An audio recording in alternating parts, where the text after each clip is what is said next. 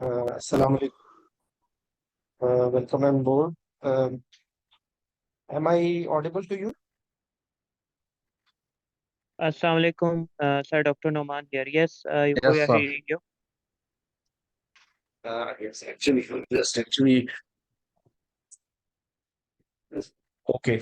So we will just continue our discussion with reference to the basic anesthesia concepts, which any anesthetist, starting from a resident to even a consultant, we just need a reminder. We just need a lot of things which Dr. Abdul Samad Tareen, can you just mute your mic because I'm unable to mute your mic.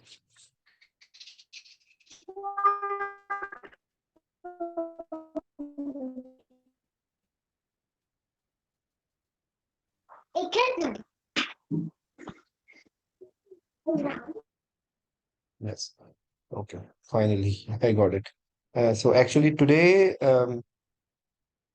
we will be just trying to discuss some points with reference to post anesthesia care. Okay. Like um, generally there are some again some common things, and as my motto is to just give you uh, a base, like common things which are what is like the basic problems you think anyone wants to speak out, please. And what do you think, what are the common problems you can face in post anesthesia care unit? Assalamu alaikum, sir. Dr. Noman here from Saudi Arabia. So the most important problem which we are facing in PACU is hypoxemia Okay, and post-operative nausea, vomiting, and pain. very good. Okay. So, like, these are just a second. What has happened? Just a second. I'm sorry. There is some problem. It is not. Yes. Okay. So you have rightly chalked out. So, what do you think? Shivering For also. example, as you mentioned, decrease in saturation. What do you think? What is the usual cause of decrease in oxygen saturation? Sir, Weakness, intraoperative use of narcotics and uh, intraoperative use of pain medicine which we are using, and also inhalational anesthesia. Okay, so you can And use in one word, you can say residual anesthesia. yeah, and Okay. also pain could What also cause hypoxemia. pain? How the pain will cause hypoxemia? Sir, actually, for example, if a patient has abdominal surgery, so if patient is feeling pain, so he will not breathe. There's a fear of yani he will fear that if I What will is the breathe, word? so I will. The thing which you are trying to say, what is the name of that thing? It is Printing, called as sir. splinting. Yeah. Splinting of Printing. diaphragm. Okay. Yeah, Yes, yes. sir. What did you say? What did you say? Someone was saying something. Yes, sir. I I just guess splinting. They are saying. no, no, there was some noise in background. Someone wants to add something. VQ mismatch. VQ mismatch. Okay. There is a message low hemoglobin. Yes. Can you defend how low hemoglobin will cause low saturation? Sir, oxygen carrying capacity decreased. No, your answer unfortunately is wrong. Low hemoglobin is not related to oxygen. What is the concept of oxygen saturation? Low hemoglobin is something else. Low oxygen saturation is something else. Okay. So clear your concept. This is not the not exactly. We will discuss. Actually, I have discussed before the different types of hypoxia. But just to correct yourself, this is uh, you can say that extreme low hemoglobin will cause decrease in oxygen carrying capacity, but SpO2 will be normal. You understand? SpO2 will not decrease, where SpO2 on the monitor will 100%. Okay. Okay. So, pain will cause splinting. Okay. So the patient will not be able to breathe. It's not fear. Patient will not be able to breathe. So there will be what is called as atelectasis. Okay. So there will be atelectasis, and there will be the decrease in oxygen saturation. One very important thing, actually, but I would label it as even more dangerous than pain, because pain can control, and if there is pain, patient will not sleep. Okay, so that is something else. But there is very important thing. It is called airway obstruction. Okay, airway obstruction. Because if the patient is obstructing, actually, patient cannot clear the airway by himself. So actually, this is even more dangerous. So remember one, even today, I told many times we face this problem. Like I was doing MRI today, and there was like incidents of even before there was the incidence of slightly decreased level of consciousness. Okay, so patient was about to be discharged from the PACU, and suddenly there was a call, rush call. Patient is getting blue. And I went there and I did not do anything. I just put my hands on the angle of like a mandible, just press it, and next second patient was breathing, and within next maybe 4 seconds the baby gets pink again.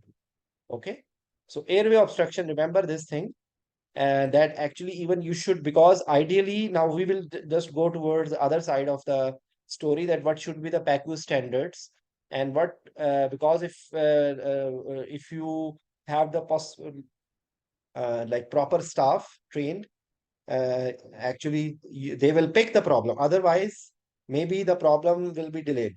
The picking of the problem will be delayed. Usually, I would suggest something. I'm telling you few practical points. When you take the patient with you, if you have any doubt, like take the patient from OR to PACU, ideally you should, if you have any doubt, it is better that you take a oxygen source with you. Okay, so that there is no interruption in providing the oxygen. Number one. Okay. Otherwise, for example, if the patient was, because in that scenario, maybe you will be more careful. But in other patients in which you took the patient out of the OR and there was no oxygen attached, this is more dangerous. Why? Not because you did not attach the oxygen. The problem will be the interruption. Okay. And usually the approach of nurses will be that they will try to put the monitors first. But I will suggest you to ask them to put the oxygen first. Okay. Because like if any problem occurs, if you are giving oxygen, maybe it will be automatically recovered. But if you delay that, there will be delay in the attachment of the monitors. And so first thing, this is just an advice, that whenever you are transferring the patient to the recovery, it is better to attach the oxygen first rather than monitors. Because people will be attaching the monitors first. Okay. So this is one thing. Then just to have like this is the most common. So prop up, okay, and just giving a pressure on the angle of, that is, you can say, Larson's maneuver. I don't know the exact spelling of Larson's maneuver, but Larson's maneuver to just give a little bit of stimulus, then suction. So these things will and of course oxygen supplementation. Okay. Then here I will, because maybe we discussed before as well. So oxygen via uh, air. Next, you are giving 21%. Via nasal cannula, maximum you can give 40%. Via face mask, maximum you can give 50%. With face mask, with reservoir bag, without rebreathing bag, maybe you can give up to 60 to 70%. And if you are giving face mask with reservoir bag, with non-rebreathing valve, you can give even up to 100%. Okay. So, and that then if it is these maneuvers will be only effective if there is no airway obstruction. Remember one thing, even if you put 200 liters of oxygen via face mask, for example, and there is airway obstruction, oxygen will not go. So this is just to clear your concept that even sometimes, because there is always an argument on the correct time of extubation. So there are different school of thoughts. Since my residency, I am following the concept of awake extubation. There are some people who are in favor of deep extubation, but in my opinion, deep extubation creates more problem, and even you can say maybe 20% people extubate. You can say 15 to 20% people extubate awake, and 15 to 20% people extubate. The dangerous time is that majority of people extubate in between, which is the most dangerous time, because in our thinking, the awake is that when the patient is resisting to the tube, people think that patient is awake. No, unfortunately, this is the most dangerous thing, that people don't understand that it is not awake. Or if, for example, patient is not tolerating the tube, you should be doing something, so that still you need some more time, so you can have few things. You can give lidocaine to blunt the stress response, and you can filter out the patients on at risk. Like if a patient with any cardiac problem, in which you don't want the patient to fight with the tube, that is something else. And in those cases, those specific cases, maybe this is not looking practical, but a number of people can extubate, because this technique is being used by a number of people who are extubating post neurosurgical patient. Okay. So they extubate, they put LMA or igel, and then they let the patient get awake, because LMA will be tolerated more than endotracheal tube. I'm just giving you, these are practical tips just to avoid problems, because I am telling you that when if you extubate the patient awake, the chances of airway obstruction, the chances of any problem, because we started our discussion with decrease in SpO2. Okay, so I'm just trying to tell you that how to avoid this problem. And then another thing is that you should be very sure that there is no respiratory depression because of opioids, because of benzodiazepine, because of inhalational. Okay. And this is respiratory depression and respiratory paralysis, or incomplete recovery from neuromuscular blocking agents, that you can either see by train of four. Okay. Or by subjective, like objectively, by in like you can say head rise for more than 5 seconds. Okay. So, and in practically forceful cough is also a sign, but in the exam, if you find, so if your head rise for more than 5 seconds, this is something clinically you can say. Okay. So this is actually, these are different things. Opioid is something else. Benzodiazepine is something else. Inhalational is something else. Okay. And you will have a problem which actually, because now I still share this thing, that now these days I'm in love with dexmedetomidine, and I'm using it too frequently. The problem which here is that patient will have no respiratory depression, but the patient will be not opening the eyes. If you have given like a relatively higher dose of Presidex, dexmedetomidine, the patient will have no respiratory depression, but patient will not be awake. So this is not actually, that's why it's not that dangerous as compared to opioids. That's another advantage of opioid-free anesthesia, especially with other medications, because ketamine or Presidex will not cause respiratory depression. Yes, of course, if the conscious level is too low, for example, that the extubate and then the tongue falls, and now it can create problem. But that is not, again, I tell you, there is difference between respiratory depression and respiratory obstruction or respiratory paralysis. These are actually, maybe I'm using different words, but you should be understanding. If conscious level is deteriorated and there is like depression from the respiratory center, or there is something which is depressing the respiration from central cause. So you will have to, for example, if there is too much inhalational agents, okay, then it's something else. You cannot reverse like immediately. You will have to wait. And actually, there is a concept of MAC awake. Okay, MAC awake. So like it is around 0.3. This is MAC. Remember one thing. This is not the percentage. This is MAC value. Okay, because people have a confusion about MAC. MAC is MAC, minimum alveolar concentration, which prevent 50% people from response from the surgical stimulus. There is another concept of MAC bar, which is blunt adrenergic response, okay, or block adrenergic response, whatever you can say. So it is around 2 to 3 MAC.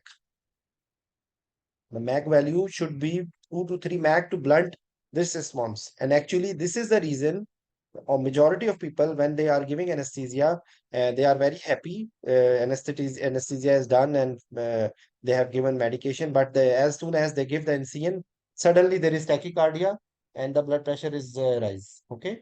So the reason is that you have not achieved MAC bar. So if you want to do this, practically speaking, what we do, we give at that time some extra analgesia. We can increase the dial concentration so that the MAC is increased. But this is, and then for recovery it is MAC awake. Okay, so like you can say that inhalational agents can tell you this thing. Okay, so of course if you have given opioids, then you can expect this thing to reverse opioids. You will give naloxone. To reverse benzodiazepine, you will give flumazenil. And for inhalational agents, you will just wait. Okay, and overall maybe the result will be desaturation, but the cause you should be knowing. Is it because of what? I hope you understand. So this is very important to, because now you are handing over the patient in the recovery, and you should be knowing what you are doing and what can be the problems and what you should. So I have just touched one problem with from where we started, that this is the most common thing, decrease in SpO2.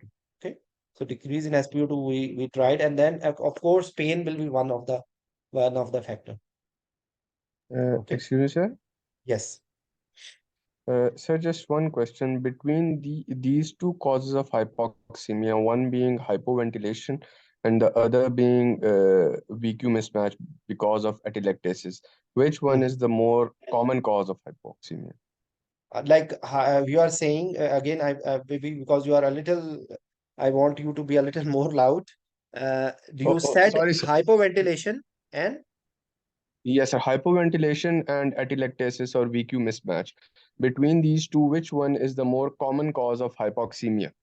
I think uh, there is narrow margin. Clinically, you cannot pick actually. Airway obstruction is something else. Hypoventilation, with reference to, you are telling, you are saying like, because this VQ Because of mismatch will be the remaining of result. Actually, VQ mismatch okay, will be result of anything which is happening at the end of the day. There will be VQ mismatch.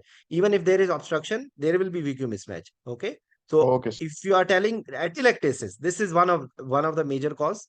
Okay, and I will Okay, tell sir. you a practical tip. Okay, a practical tip, that VQ mismatch, if you want to avoid, if you want to like balloon the lungs. So like again, sometimes some things are not written in the books, but practically speaking, I tell you that if you give a controlled CPAP, in the sense that you close the valve for few fraction of seconds and you let the lungs balloon a little bit to a certain airway pressures, what will happen that actually you are uh, removing that electrolysis which was there in positive pressure ventilation.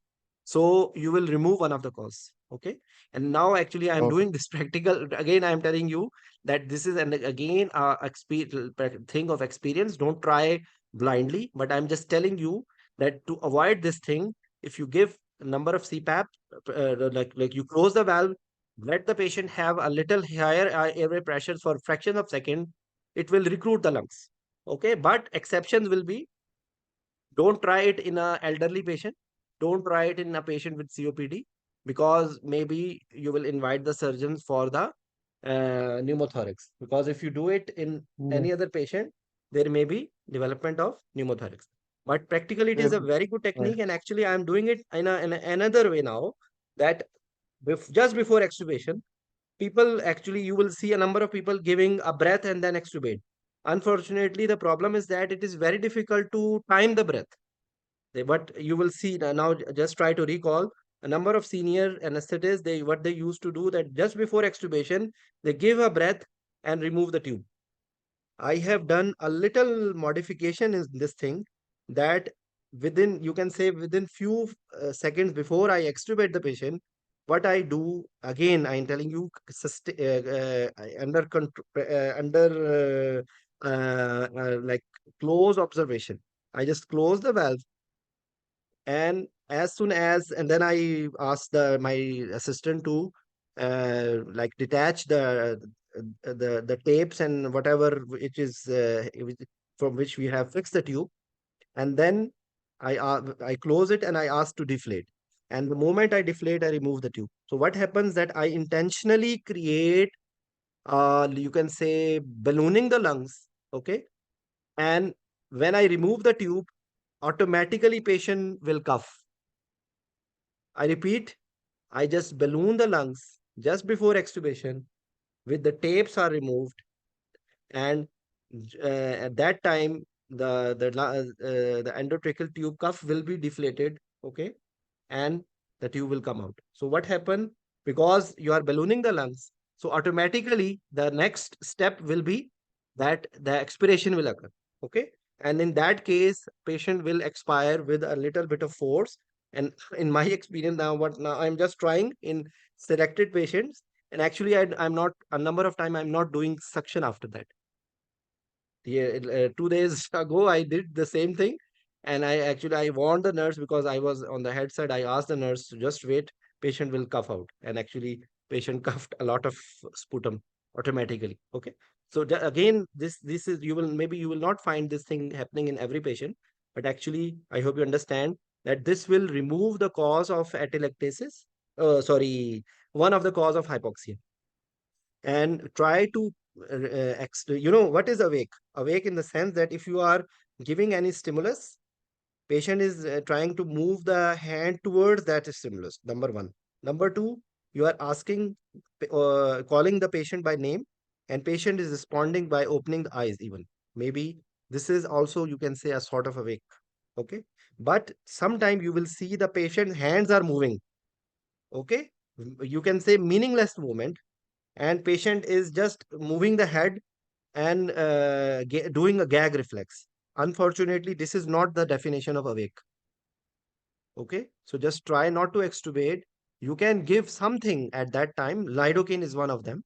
You can just wait for a few more seconds, let the patient awake more, and then extubate. It's my experience. Again, I'm telling you, practically everyone will have, the result should be good.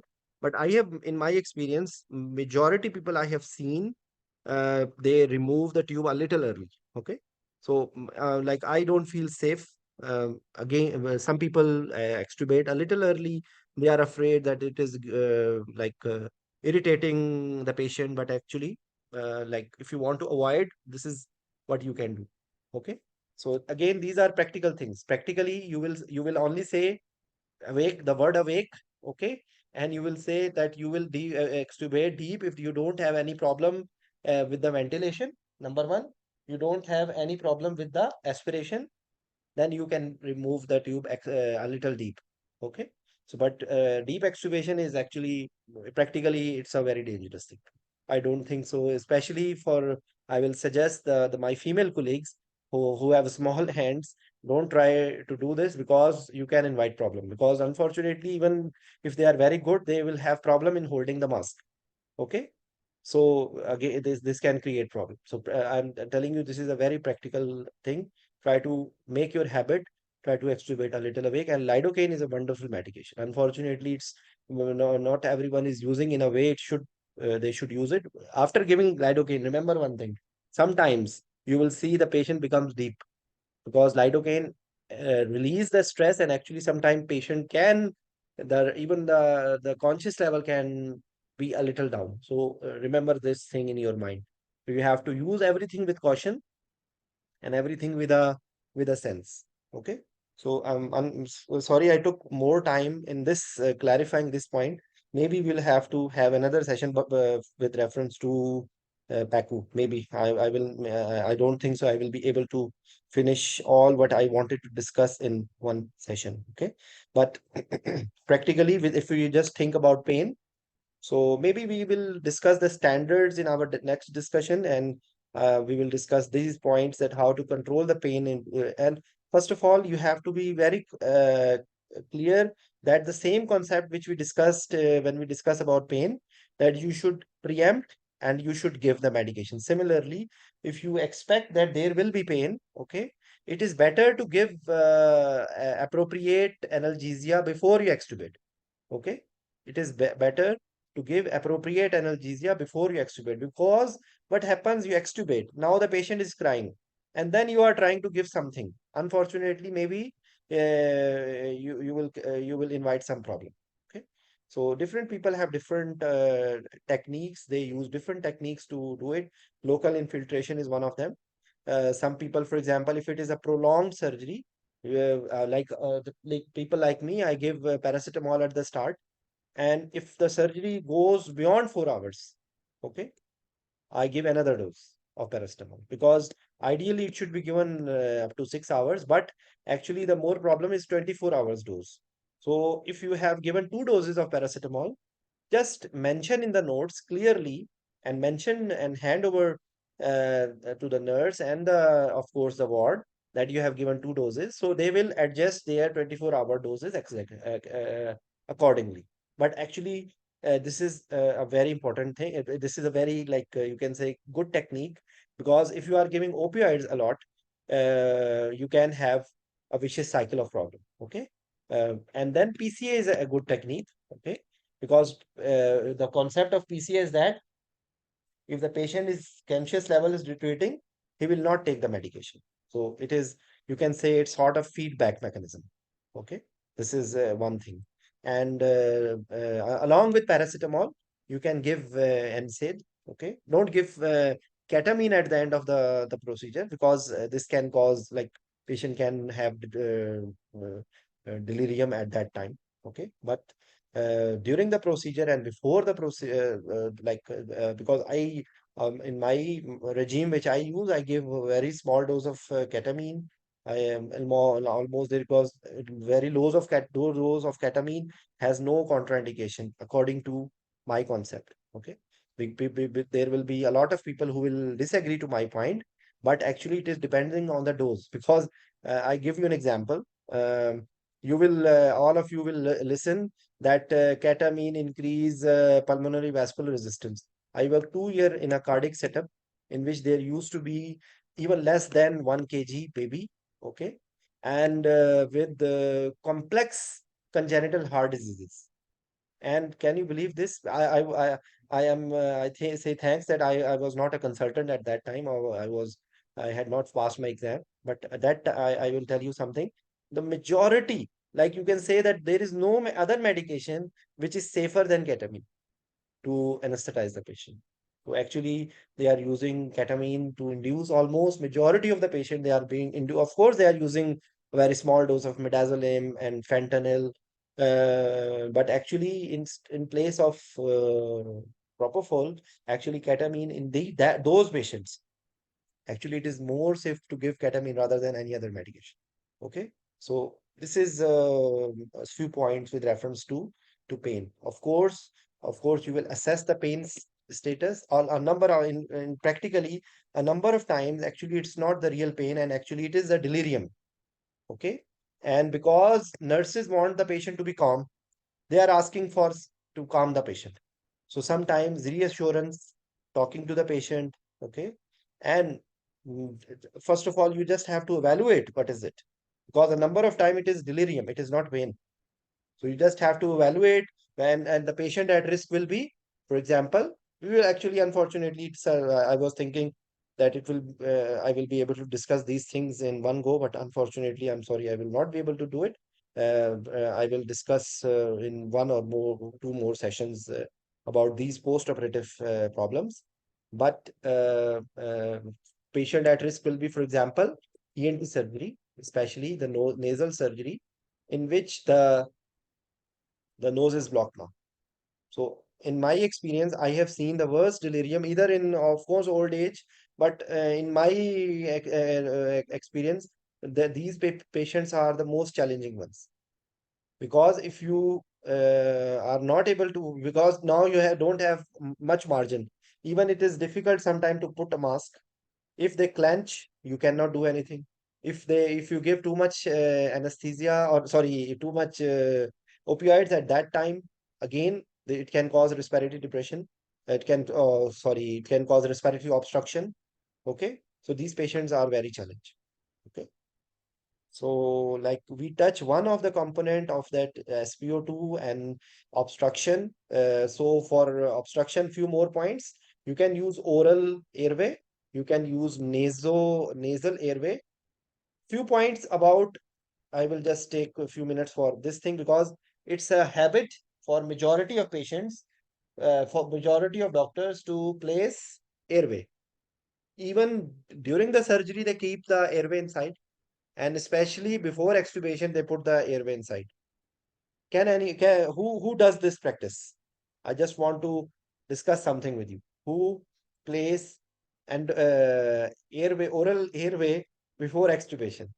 Please, can anyone speak out? Sir, I usually do like this because just to avoid if patient is clenching Very good. the tube. Okay, Yes, just tell me one thing. Why yes, then, sir. when you why your aim is to just prevent from clenching? Am I right? Yes, sir. Yeah, So sir. when you put the airway, where it is entering? It is entering Uh, the pharynx. yes, sir. So all of you just try to put your finger in your pharynx. Is it a good feeling or a bad feeling? Sir, gag reflex is there, Thank you definitely. very much. All normal people will have a gag reflex. So Mm. I totally refuse. I'm not discouraging you, but actually Mhm, I totally disagree with this concept of placing without any reason airway. Okay. Now come mhm. to the business. The business is that you have to prevent from the clenching of the teeth. So why don't you put something in between the tooth? This will serve the purpose. Or another way will be that you don't take a full size airway. Maybe you can take a smaller size airway and just put between the tooth rather than putting the airway all the way inside like a tunnel. No, I don't. I'm telling you logically that logically it is wrong, because it will irritate the airway, especially when you are extubating the patient. If you have one tube is there and you put another thing to irritate, it will create more chances. It will be one of the factor for more post-operative sore throat, like post-operative pain in the throat. Okay. So what I do now, I tell you what I do. That yanker, I use yanker as my airway. Okay. So ideally, the best way to do the suction is when the surgeons have finished the sutures and put the dressing, then ideally, I'm telling nobody you do it, but ideally you should put a laryngoscope to do the suction under vision. This is the ideal way. But actually, there are some again the same problems, that maybe the patient will get light suddenly. Number one, number two, it's a more invasive thing. So again, I will tell you that the this yanker. Another point about yanker, the curve of yanker is like this. Okay, so that curve of the tongue is also like this. So please try not to move the yanker in this direction. Try to move the yanker in this direction along the curve of the tongue. It and try to be in the center. This is my suggestion. Try to do suction in the center. Number one, and then you can go on the sides of the teeth. So this will also give you a good suction, but try not to go in the other direction. Okay. And try not to go in the sides, because in the sides maybe you where you are you don't know. and maybe in like maybe you can damage, especially for example, you have done any surgery in the oral area like tonsil or anything. Maybe you can go, if you are not in the center, it can create problem. So this is my, again, my suggestion. And then after doing suction, you can just keep anchor in between the tooth. Okay, so it will be not only your suction, it will be your airway. So this is because Yanker can serve the purpose of suction. Yes. Usually the oropharyngeal is placed while tied to the ribbon. No, it's a, I'm afraid this is not the correct way. Okay. Does not go deep enough to cause gag. I'm sorry, I don't know, but majority people I have seen that the like it will go down. I don't know how you fix it. Yes, it's a good idea. If you fix in a way that it is remaining in between the tooth, it is good. Otherwise, if you it is going deep, it can create problem. So that's the point I wanted to tell you. Okay.